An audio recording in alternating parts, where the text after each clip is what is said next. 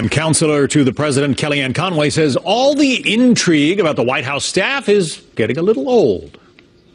I went back and looked at some of my notes. The very first time I was ever asked about somebody being pushed out of the White House was January 23rd. We had been here for 3 whole days.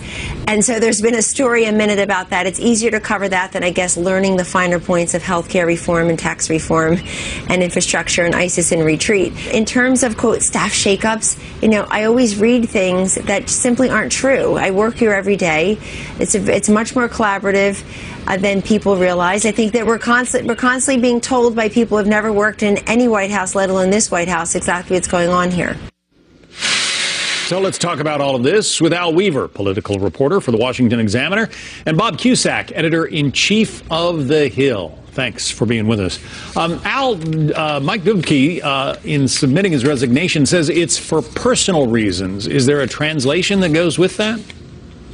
Well, Mike Dubke had a few issues coming into the White House. And the first one is that he wasn't part of any real faction within the White House. He wasn't within the Republican National Committee sphere, which is led by Reince Priebus. And he wasn't a real loyalist in the sense, where Kellyanne Conway and Steve Bannon. So he didn't really fit any of those molds.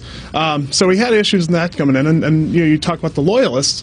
You have Corey Lewandowski, former campaign manager, who met with the president yesterday along with David Bossie, former Citizens United head, and former deputy campaign manager. So, it might be a return to, the early campaign days for President Trump if, he gets his way with Lewandowski and Bossie. Yeah, it's pretty interesting, Bob, that those two in particular are apparently making a comeback now to the White House.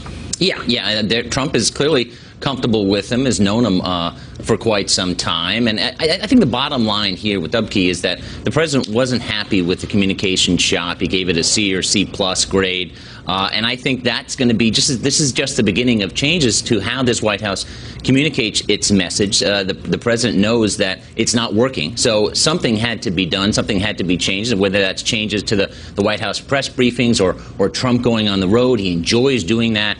Trump has to be the focus of the messaging, and I think he's going to take a more active role in it. Al, I was about to ask, does this president even need a communications shop? Well, that's the thing. I mean, the other week he said that you can't listen to anything my press secretaries say because, what I say is final. And you saw that in the campaign. I mean, that was the key when Lewandowski was running the ship, is that everything, he let Trump be Trump. And, everything, he said was final. You're seeing that now kind of in talk that he may be taking more trips and maybe briefing the press more often. It's a strategy that I think, some communications people in the White House probably wouldn't mind. Does that suggest, Bob, that the president is very happy with this this overseas trip that he just concluded? Well, I think it was a good trip for the president, but the trick is now he's going to have to parlay that into momentum at home, and that's on health care and tax reform. The president seems to be getting a little frustrated with the pace of how Congress works, and especially the Senate, now that they've got to do Obamacare repeal and replace. So, overall, I think this president is going to be pushing members of his own party to giddy up on getting things done. So it was a good trip for the president, but he has to get something big accomplished over the next month, 2 months. Let's talk about health care and the tax code, Al. The president got some good news from the Congressional Budget Office last week. He did. The report came out and said that it would get $119 billion in cutting the deficit. But right now, I mean, look at health care, for example. It's really stalled out in the Senate right now. I mean, they need 50 votes to get it through. Senate Majority Leader Mitch McConnell, he's pushing his members to get it through, but he's not really sure he can get the 51 votes. He said last week in an interview with Reuters that he's not sure he can, or that it's going to be a tough road to hoe. So, I mean, there's issues with health care, and then the tax code. I mean, obviously, they haven't. The tax code hasn't been reformed since 1986 with President Reagan. So that's going to be also a challenge for them. And it seems like after all of the tension involved in getting health care out of the House, Bob, that now things have stalled in the Senate, and there's not a lot of love between Republicans in the two chambers. No. House Republicans are already getting frustrated with their Senate counterparts. The Senate health care bill is going to be so dramatically different from what the House passed. So can they get it through the Senate? I mean, it's possible. I don't know how they marry the two. They're going to be two very, very different bills. And the Republicans have to decide, Do we need health care to go first to get tax reform done? Logistically, there are reasons why. But at some point, I think they're going to have to move on to tax reform if they can't get the 50 votes. The one thing that is interesting, and I think is going to happen here, is that usually bills that don't have the votes in the Senate, they just don't bring them up for a vote. I think that Mitch McConnell is going to bring up a bill so it either passes or it doesn't, and they move on. Wow. It's going to be fascinating times ahead in that chamber. Bob Cusack from The Hill, Al Weaver from the Washington Examiner. Thank you both. Thanks, John. Thanks, Redman. Yet another missile test from North Korea.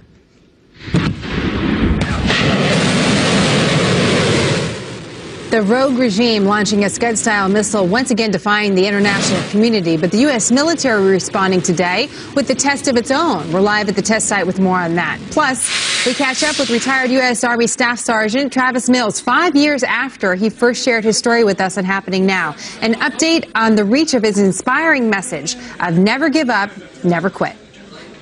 Fox News alerts that the Pentagon set to test a missile defense system today.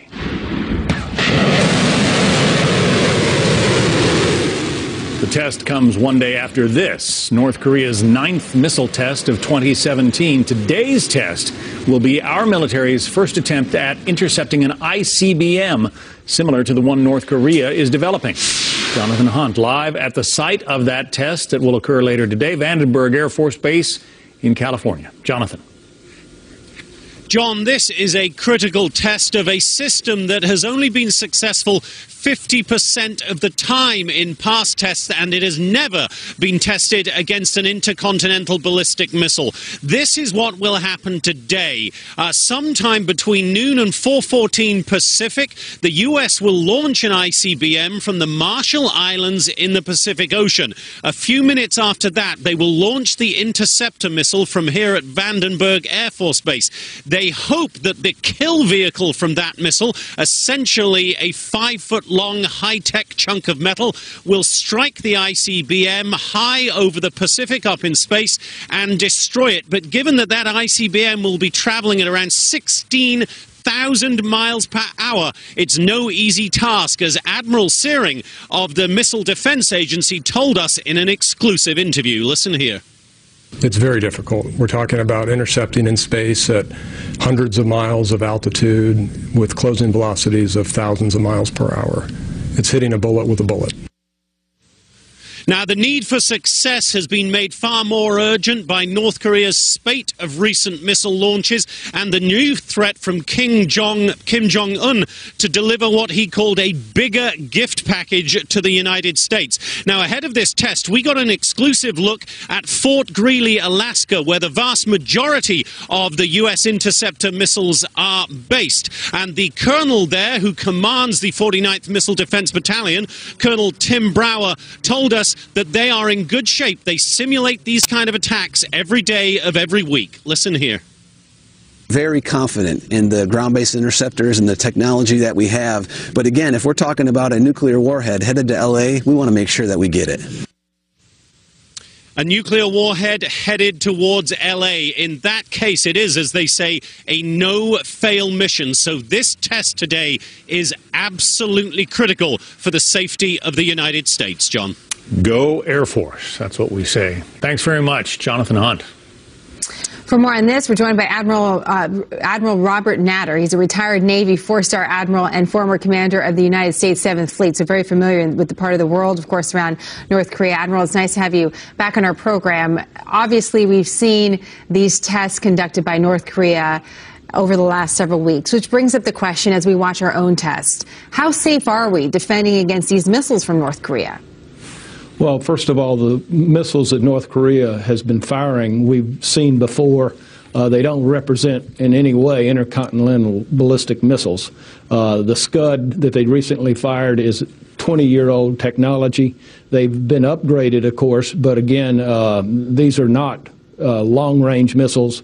And they don't represent a threat to the continental United States at all. Does that mean you're not particularly worried about North Korea and their capacity in the future? No, I'm absolutely worried. And I think that we and the rest of the civilized nations the world have got to take a stand and prevent them from developing an ICBM capability and a nuclear weapons capability, whether it's short range or medium range. So prevention and defense can go one and the same, but they can be separate. So let's just take one of those two things. First of all, when we look at the coast of our nation, down the California coast, Washington, California, Oregon, how safe are we? How are we able to defend against incoming missiles of whatever capability? We're safe today. The concern is the technology that's being developed by some of our adversaries and potential adversaries. And we've got to continue to invest, like Admiral Searing talked about with the Missile Defense Agency, in order to maintain our technological edge. It's that description of hitting a bullet with a bullet really hit home with me from Jonathan's report. Based on your experience, is that what we're trying to do to intercept a missile? Is that an accurate assessment of how challenging it is? It certainly is an accurate description. We've been conducting these tests over the years, and we've learned something from every one of the tests, whether they were hits or misses. In fact, one could argue that we learn more from a miss because we continue to upgrade and improve the technologies, and we will prevail in this effort. How good are we at that? Well, we're the best in the world. There are many different kinds of threats that we've got to face out there, and we can defend against them from ships at sea. Our Aegis systems aboard our destroyers and cruisers is very effective against intermediate range threats. We've got land-based systems in Europe and in Alaska. So we are staying ahead of the technological threat, and we've got to continue to do that, because if we stop investing in conducting these kinds of tests, then we're just going to walk away from the need for defending ourselves. Right, a less promising scenario. It is reassuring, and we appreciate that, Admiral, just to realize where do we have assets, how good are we? We want to kind of talk about that as candidly as we can, so we make sure that we stay up to date with the tests that you just mentioned. Let me just quickly finish up on this. We mentioned our defense, but let's talk about prevention. You've spent a great deal of time in this part of the world around North Korea. What is key to prevention, to making sure that they never get the missiles that could do us harm here at the homeland? Well, first of all, I think we need to continue working closely with China. China has a vested interest in a non-nuclear North Korean peninsula. And so I think we, along with China and other nations who are selling this kind of technology to North Korea, have got to say enough. We've got to tighten up on the sanctions. They're too loose right now. And we've got to cut off the cash flow to North Korea in order to do that. Admiral, it's great to have you in the program. Appreciate your expertise and look forward to having you back. Thank you. Thank you, Jenna Lee. A Fox News alert, and the show must go on. American pop star Ariana Grande will play a charity concert this coming Sunday for victims of last Monday's concert homicide bombing in Manchester, England. That's according to a report citing her publicist. She announced Friday on Twitter she will be heading back to Manchester for a show to pay tribute to the victims and the city. Of course, 22 people died in that terrible bombing. It seems it will happen on Sunday. The venue has not yet been announced. Well, Tiger Woods back in the news, and not in a positive way, but now he's giving his side of the story after his arrest for driving under the influence.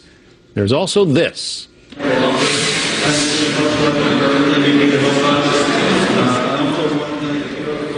Punches thrown in the legislative offices. Texas lives up to its Wild West roots. Lawmakers nearly coming to blows on the floor of the House. So what drove these elected officials to the brink of combat? Up next. All kinds of chaos in the Texas State House yesterday, Memorial Day, but also closing day of the Texas legislative session. A lot of those folks, especially in the red shirts, are activists out in force protesting SB 4, the Texas bill signed into law this month that requires police in so-called sanctuary cities to enforce federal immigration law. But the real action was on the floor, where lawmakers nearly came to blows, one even accused of threatening to shoot a colleague. Casey Stiegel has more from our Dallas bureau. Casey. John, we could not make this stuff up, I promise you that. You know, when you look at this video, it really is difficult to make out what exactly happened. We can tell you that things escalated pretty quickly, which you can see for yourself, and then fellow lawmakers had to jump in to break this thing up. After everybody cooled off, the players had varying accounts of how it all went down. The scuffle reportedly started after Republican state rep Matt Rinaldi told colleagues that he called federal immigration officers on those protesters who converged on the state Capitol building. He says many were holding signs saying that they were in the country illegally, so he called. Now, when word spread about that alleged phone call, many colleagues were reportedly irate and began shouting, even though ICE says it was never contacted. Now, Congressman Rinaldi admits his behavior was to get a rise out of people. You say things to incite people, okay? And that's exactly what I did. That's exactly what he did, he says. Meantime, Democrat State Congressman Pancho Navarez claims in the heat of the moment, Congressman Rinaldi threatened him with a gun, and others claim to have heard it too. That's personal. And you heard him say, I'll put a bullet in your head. Said that to the president? In his direction.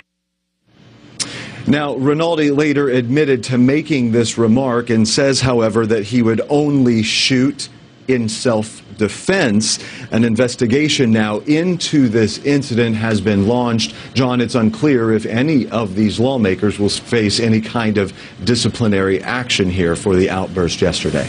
Back to you. Everything's bigger in Texas, including the legislative battles, right, Casey? All right. You got it, John. You said it well. Coming up on the second hour of Happening Now, we will dig a bit deeper into this story with our legal panel. Well, 2 men killed on a commuter train after reportedly shielding 2 women from anti-Muslim abuse. Now, new reaction out of Oregon as we await the suspect's first court appearance.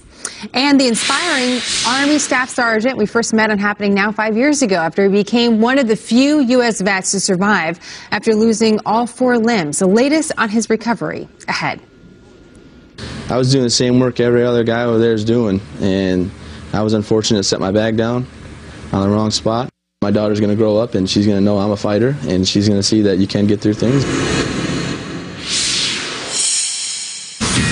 A Fox News alert, we are awaiting Portland, Oregon train stabbing suspect Jeremy Christian to make his first court appearance today on multiple charges, including felony aggravated murder and attempted murder. He's accused of going on an anti-Muslim tirade against 2 teenage girls last week on a light rail train. One of the girls was wearing a hijab, the traditional Muslim head covering. Police say when 3 men tried to intervene, Christian stabbed them, killing 2. The 3rd man is still recovering. The city's mayor, Ted Wheeler, says he hopes the slayings will inspire, quote, changes in the political dialogue in this country. Well, Happening Now, an update on a story we first brought you 5 years ago. On that day, it was our first time speaking to Staff Sergeant Travis Mills. Travis, a young leader in the 82nd Airborne on his 3rd deployment to Afghanistan, was injured while on patrol. And he lost both arms and both legs, making him one of the few surviving quadruple amputees of our wars. On May 30th, 2012, 6 weeks after his injury, we spoke to Travis by phone from Walter Reed, and here's how he described what happened to him. I wish I didn't have a case of the Mondays on April 10th, and had a bad day at work, but every now and then people have bad days at work, and my bad day at work had me come back to the States, and I still have my moneymaker. I didn't get hit in the face, so. And from that time on, we followed Travis's recovery along with his wife, Kelsey, and his young daughter, Chloe. He spent 19 months at Walter Reed and went from being bound to a wheelchair to walking, to then running, and even beyond that. In the last 5 years, Travis has exceeded expectations at every turn, from starting his own business to inspiring others, writing a best-selling book.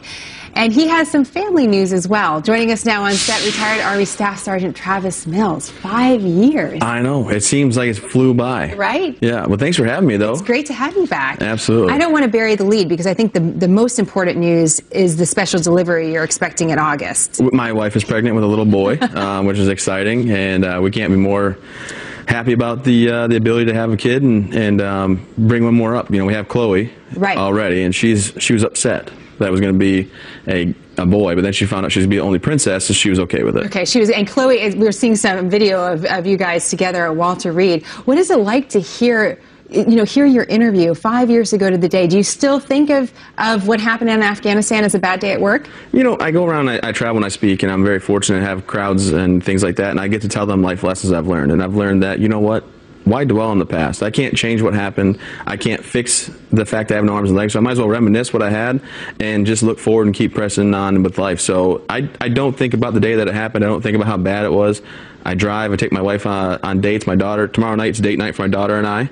And life is good. What is date night like with Chloe? Well, it's usually Thai food, or really? Yes, or cinnamon butter at Texas Roadhouse, and it's just like a toss-up. But we have a great time with it, and I'm excited to still be around and able to drive. I'm an awful driver, though. Really? Yeah, you've offered to drive me a few different times, so I should say no to that. Well, it's up to you.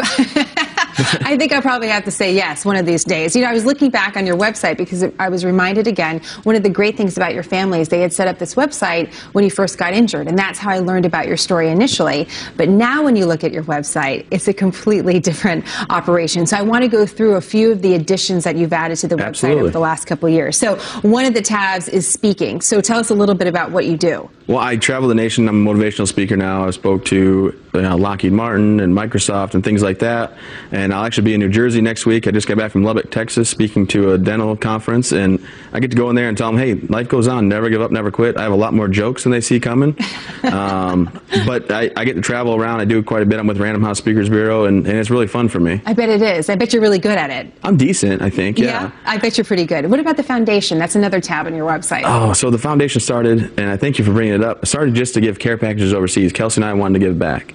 And then we decided to have people come up to Maine, where I live at, and give them a free week with them and their families to do anything they want outdoors and really have a network of people out there and let them know never give up and never quit.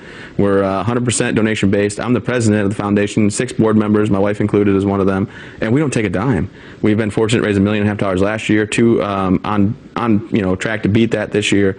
And we hosted a 5K yesterday in Augusta. Over 750 people came, signed up, registered, and raised over $45,000 just yesterday alone. And these families come from all across the nation. We do sponsorships. If everyone's getting involved, check the website out. It's really great. And it's the official camp opening is in a few weeks, right? And that's it. I love this little fact about it. It's the former Elizabeth Arden estate. Former Elizabeth Arden estate, cosmetic pioneer and everything. And I'll take it. And it's been all redone. It's going to be June 25th at 2 p.m. Everybody's invited, but really anybody out there can either sponsor a family. We bring them out from across the nation. We build a network and say, hey, life goes on. And we have bigger plans to partner with some PTSD and TBI specialists that can really cure it and use our facility as well. This facility is all about the veterans and giving back. So there's a whole concept of any family can go to camp, and so these families in particular have a way to go to camp, enjoy the outdoors, and not feel like they have to be in a special place with special people to be able to just live like a regular family. This is part of the site, isn't it? This was a former site that we used, and now we're under this massive renovation. It all closes up. We get 7 weeks this year with 8 families per week, so 56 families from across the nation are coming. No charge to them, and we just show them how to do things adaptively: kayak, canoe, boat, swim, fish, tube, whatever they want. And we let them know there's a network out there that they can reach out to, that they're not alone, no matter if they're in the big city of New York or if they're in a little town in Maine like me, that there's people like them. The wives can talk to each other, the husbands, the kids, and it's just going to be a great, great time. The wives can talk to each other. That sounds like trouble. Yeah, well, my wife's on a text chain with like 5 of her best friends from Walter Reed. They talk about everything from the news of the pregnancy to what shoes to wear to this event to anything in between. All the important stuff. Yeah. I clearly can understand that. Talk to me a little bit about the movie and the book. I'm going to put those 2 tabs together again from your website because you have big big news on that as well. Well, we're in talks right now with Fox Searchlight Films, and there's a possible motion picture going to be done. Sylvester Stallone's going to probably direct it, so it'll be a Rocky-style feel. It'll be fun and exciting. But we have our Netflix documentary just hit Netflix May 1st. It's called Travis Soldier Story. If you type in Travis and search, it comes up, and it's doing very well, getting positive feedback. So people can watch a little bit more about your story on Netflix. Yeah. You're a Netflix star. I mean, I'm doing my best. Well, right. But can you think, I mean, just thinking back over the last 5 years, is this what you imagined for yourself at this point? No. When I talked to you last time, I mean, I just had a discussion with my wife probably 2 weeks or 3 weeks before that, saying, look, take Chloe. Why don't you just go ahead and have the house, sell the house, take the money in the account. This is not the burden that you want to do or to put up with. And she was like, that's not how this works. We're going to get through this together. And just kind of through meeting wonderful people, you know the Norrises, Reese and Katie, who did the documentary and helped me get my book deal for, Tough As They Come, which hit the New York Times bestsellers list and things like that. It's just, and then the foundation. I mean, we've hired some wonderful people at the foundation that help us just every day keep pushing forward. And I'm just so grateful to have the opportunity that I have to live in such a great place. Look at this. Still got that trick. You do have that trick. And you do it every single time you come in. It never gets old. And people are like, can I laugh about that? I'm not sure. Which actually leads me to the final question. I'm sure you've been asked over the years, well, what's the biggest challenge you've been through? What's the biggest obstacle you've overcome? I'd actually like to ask you, what do you think is still the biggest misconception? When you walk into a room and you're dealing with how people feel about you and their instant reaction, what is that like, and what would you like our viewers to know? I mean, I'm a regular everyday guy. I'm thankful that people take such interest in me. I have a lot of little kids like, what happened to his legs, Mommy? And the mom and dad are like, shh. But for me, it's more about awareness. I'm just like, hey, what's up? I work with Iron Man. This one, full of missiles. Can't wear it in public, so I'd leave it at home. And then, I think people probably see me and pity me right away, and that's fine because I get it. But once they meet me, hopefully they realize I have a couple more steps in the morning. My legs go on, but first my pants go on, then my legs, I guess, and my arms. But I drive my daughter to school. I just recently purchased with a friend of mine a hotel marina, so we run that on a lake in Maine. If anyone wants to check that out, by all means. My parents moved from Michigan to run it for me, so I'm very excited. So what do you think the next 5 years looks like? I don't really get into politics too much, but I could run for some local things and try to help give back to the community a little more. They've been so gracious and great to me. And besides for that, just hopefully endowing the foundation, bringing out families repeatedly every summer and then into the other months, and continuing our friendship. I'm so excited. Well, I don't know if you might be the MC. Debatable. Yeah. No, I'm just kidding. June 25th, you might be the MC. I don't know if we talked about that. One of the greatest things about that interview 5 years ago is it actually started a friendship between us that has continued to this day. And I love your family, and I love Kelsey so much. She's someone I look up to all the time as an amazing wife and a mom, and it's been a blessing. It's been a blessing to have you on this program and to be friends. Well, thank you. And can I mention what today is? Oh gosh, I don't. So today is not only my father-in-law's birthday, but it's your birthday as well. Right. So happy birthday to you. He sings as well. I mean, happy. Yeah. Okay, that's enough. That's sorry. Enough. I'll just tell our viewers to check you out, travismills.org. Right? They were very and a big shout out to our viewers who have supported you along the way, and I know they're going to continue to do so. Absolutely. Thank you so much. If anybody gets on Facebook, SSG Travis Mills, share and like our page. It helps us so much. Absolutely. Travis, great to see you. Than't you. Great seeing you too. John? Is the cabaret show coming next? I mean, Travis. I mean, out of everything he's doing, you can see him adding something. Yeah, I was working on it backstage. Never give up, never quit. Good on you. On Capitol Hill, lawmakers already turning their attention to the midterm elections, and some big moves are in the works ahead. How Republican lawmakers are trying to lay the groundwork to keep their majority. Right now, the unofficial start of summer might be underway, but on Capitol Hill, many people are already looking forward to the fall of 2018 and the midterm elections. A headline in Politico caught our eye. Pence to make campaign push amid GOP concerns over Trump. Politico writes that the vice president is, quote, embarking on a cross-country summer campaign tour amid rising fears that the GOP, reeling from a barrage of Trump-fueled controversies, is heading for a midterm election disaster. So let's talk about those prospects with our panel. Mercedes Schlapp is a Fox News contributor, GOP strategist, and former spokesperson for President George W. Bush. David Goodfriend is former deputy secretary to President Clinton. Thanks, both of you, for being here. Thank you. Mercedes, is your party in trouble when it comes to the midterm elections? You know, the GOP could be in trouble, but I think it's too early right now to make that call. Obviously, we've seen Vice President Pence already campaigning in the special elections out in Kansas and Montana, and you'll see him in Georgia, I'm sure. So this is something that is part of the job when you're the president. Now, here's the deal. For the GOP, it's very clear that they need to make sure that they have victories in Congress, that being the repeal and replacement of Obamacare, tax reform. And I think that there's an important piece of the puzzle that's very important, especially in those seats where Democrats might have won those congressional seats. There's about 12 of those in those swing districts, but President Trump won the presidency. And that's to ensure that President Trump and Vice President Pence keep talking about bringing jobs back to America, economic growth, seeing consumer confidence rise. Those are key components in their message, in talking about the economic message of really bringing back hope to America and jobs to America. That's something that these congressional candidates I think it's going to be an important message for them to deliver. David, members of your party, the Democrats, have said that repealing and replacing Obamacare would be a huge mistake. So if Republicans manage to get that kind of bill through the House and the Senate and get it signed by the president, do you think that would actually reward Democrats next election? Well, I think the 23 million Americans who rely on the health care reform law would be not in a mood to vote Republican, I guess, is one way to put it, if they had their health benefits taken away. And I think the CBO, the Congressional Budget Office, has now made it definitively clear that the House bill would do just that. The Senate may be something entirely different. But if I could just pick up on something that Mercy just said, it's really true that you have these districts that went for Hillary Clinton in this presidential cycle that just passed. My math is a little bit different than Mercy's. Mine is about 22 seats. Well, and those are Republicans David, who voted. Real quick. There's 12 Democratic congressional seats where President Trump won, and then there's 23 where those are Republican seats where Hillary Clinton won. So I want to just clarify that. Yeah, okay. So if we take just the 23 seats, as you say, that Republican House member now sits in, but that went for Hillary Clinton, those Republicans have a very steep hill to climb for two reasons.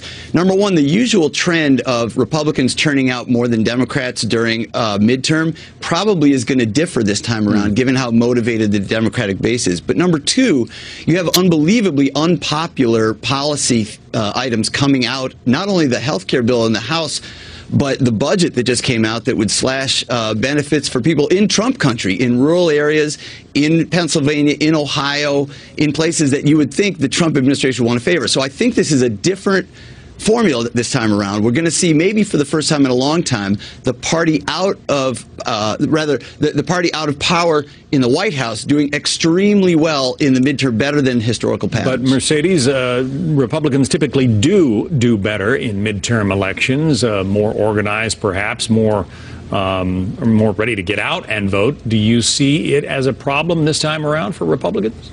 Well, I think it's going to be a challenge. I think it's going to be, you got to look at it from each congressional seat. I think as David pointed out, there are those 23 swing districts where Hillary Clinton performed so well. And those, if you look at those individual congressional candidates or congressmen or incumbents, these are individuals who necessarily do not align themselves with President Trump. It's like the Carlos Curbelo in Florida.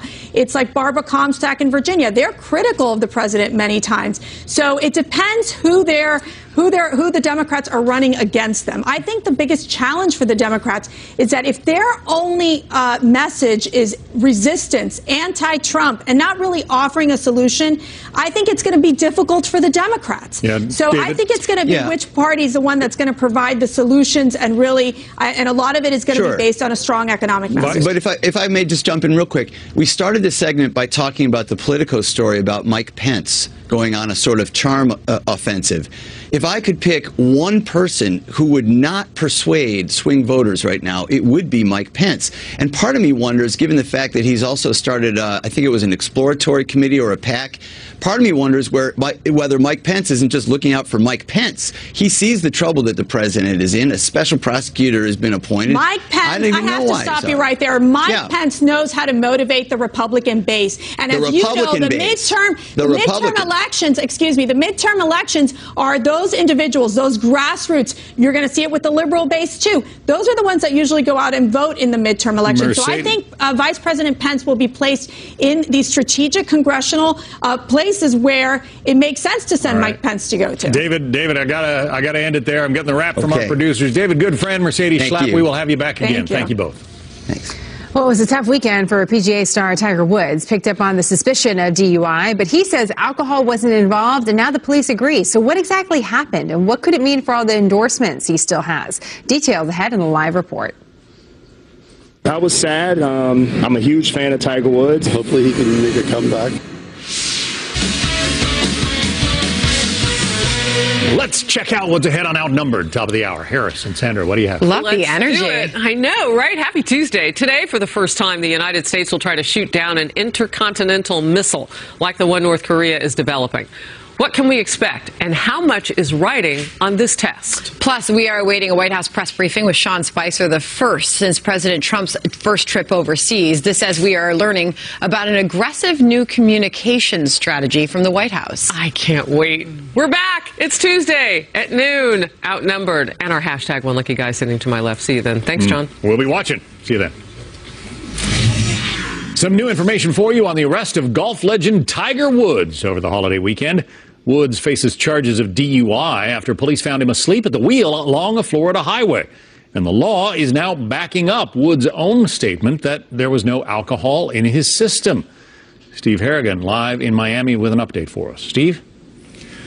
That's right, John. Tiger Woods, the former world #1 golfer, said there was no alcohol involved in this incident. The police report says there was no alcohol involved, and yet Monday, 3 a.m., by the side of the road near Jupiter, Florida, just a few miles from his home, Woods was found alone inside his Mercedes. The car was on, the lights were on, the brake lights were on. The car was stopped, but Woods was asleep. The officer who woke him said he appeared confused and not sure where he was or how he got there. Woods blamed medication from a recent back surgery for the confusion. He said, "I understand the severity of what I did, and I take full responsibility for my actions.